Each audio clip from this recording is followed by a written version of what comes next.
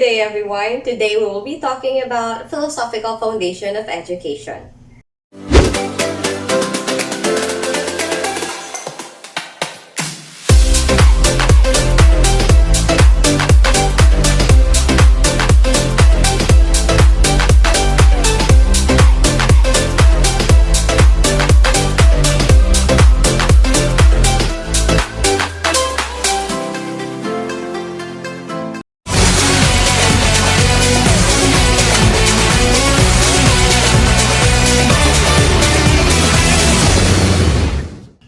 Good day, everyone. Today we will be talking about philosophical foundation of education. But before that, let us have first our learning objectives.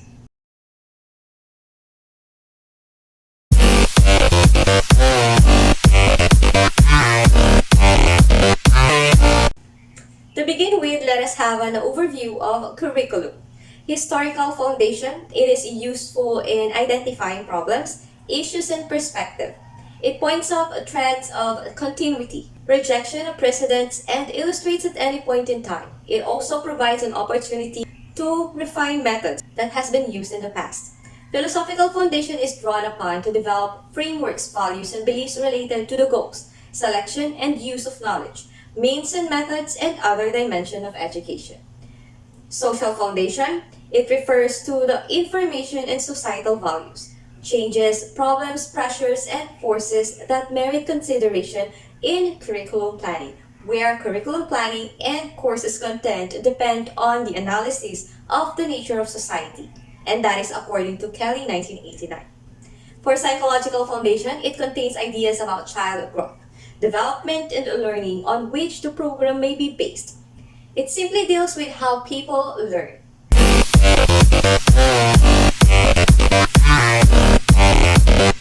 So studying philosophy helps us handle our personal system of beliefs and values, the way and the manner how we perceive the world around us, and how we define what is important to us. Let us say you wanted to teach a specific lesson and you were asked, what is your philosophy in introducing and teaching the lesson? If you cannot answer this question, then you will not be able to convince anyone, especially the learners, to learn what you want them to learn.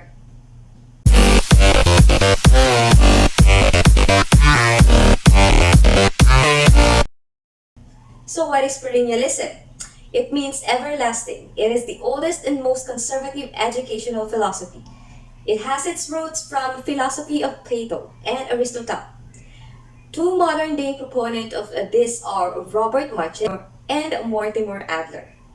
The perennialists believe that humans are rational and the main aim of education is to improve man as a man. That is according to Hutchins 1953. Also, they believe that educational values are most stable, universal truth, and therefore it is not necessary to change a curriculum with such values.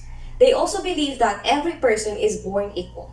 It focuses on universal truth and considers that these truths are always valid. That is according to Martin and Lewis 2007. And so it is not place and time dependent. It is conservative and inflexible philosophy in relation to curriculum. They emphasize the same curriculum to all students at all same level. The focus of the curriculum following this philosophy is to provide equal opportunity to all. They also believe that every person is born equal. First, the study of philosophy is the most crucial part since perennialists wanted the students to discover those ideas that are most insightful and timeless in understanding the human condition. Second, electives such as vocational and life adjustment subjects are not allowed. They argued that these subjects denied students the opportunity to fully develop their rational powers, in line with number 1 characteristics. Fourth, because of enormous scientific discoveries, teaching should focus on the process by which scientific truths have been discovered. Also, teachers should not teach information that may soon be obsolete.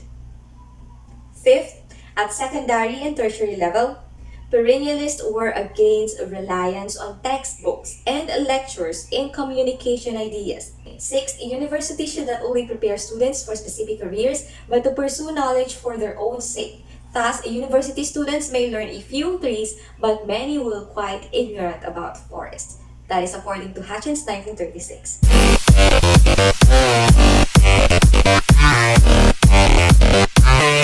The term essentialism as an educational philosophy was originally popularized in the 1930s by William Bailey and later in the 1950s by Arthur Bester and Admiral Rickover. It was criticized as being too rigid when it was first introduced in American schools. In 1957, the Russian launched Sputnik, which caused a panic in educational circle as Americans felt they had fallen behind the Soviet Union's technologically, and so rethinking of education followed that led to the interest of essentialism. The basics of essentialist curriculum are first mathematics, natural science, history, foreign language, and literature. Like the Perennialism, they also disapproved the vocational life achievement and other courses with watered-down academic content. Students are required to master a body of information and basic technique, gradually moving from less to more complex skills and detailed knowledge. Only mastering the required material for their grade level are students promoted to the next higher grade. It is rigorous to both fast and slow learners. Common subjects for all students regardless of the abilities and interests, but how much to be learned is adjusted to the student's ability.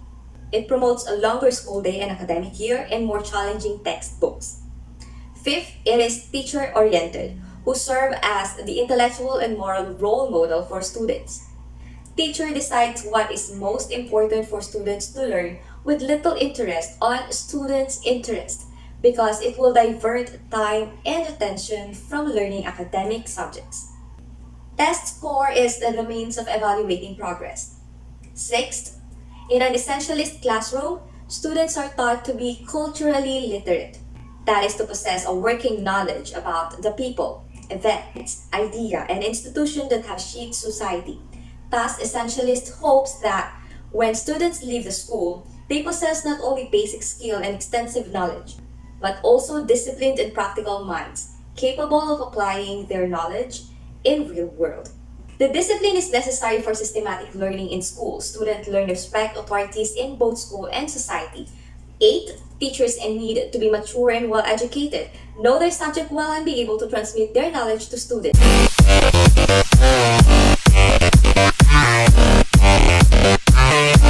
It argues that education must be based on the fact that humans are by nature social and learn best in real-life activities with other people. It focuses on personal experiences, children's interests, and their needs. Hence, it is a curriculum that is relevant to children. John Dewey is the person most responsible for progressivism. An advocate of democracy, and so learners should be allowed to realize their interests and potentials. According to Dewey, the role of education is to transmit society's identity by preparing young people for adult life. Group learning, according to Dewey, learners should learn to work with others because learning in isolation separates the mind from action, and certain abilities and skills can only be learned in group. Social and intellectual interaction dissolves the artificial barriers of race and class by encouraging communication between various social groups. Education to him is a process of growth and experimentation in which thought and reason are applied to the solution of problems. Students should be involved with real problems so that they gain ownership to the problem and how they solve it. They should be asked meaningful questions that make them creative and critical thinkers. Students should be engaged in problem solving using scientific method, and they should be able to develop their own theory. First, the study of natural and social sciences where students are introduced to new scientific, technological, and social development to expand their personal experiences related to present community. People are believed to learn best from what they consider most relevant to their lives. Thus, it is centered on the experiences, interests, and abilities of the students. Second, teachers should plan lessons that arouse curiosity and pushes the students towards thoughts and knowledge constructions. Third, students are encouraged to interact with one another and develop social virtues such as cooperation and tolerance to different views. Fourth, teachers should integrate different disciplines and subjects at a time.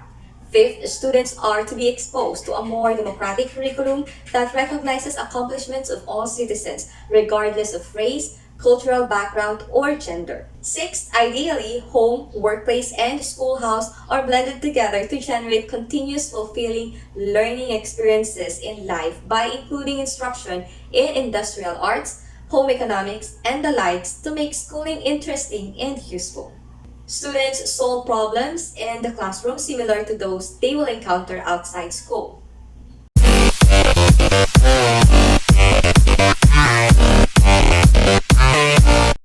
It is a perspective of learning that has its origin in the works of Jerome Bruner, Jean Piaget, and Lev Vygotsky.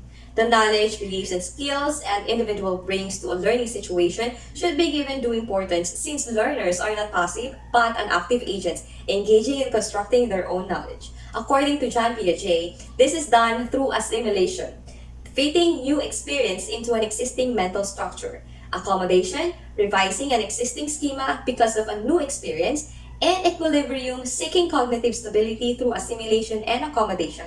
In short, learning happens by combining the old and the new experiences or information, thus knowledge is constructed in the mind of the learners. Hence, knowledge is seldom transferred intact from the mind of the teacher to the mind of the students.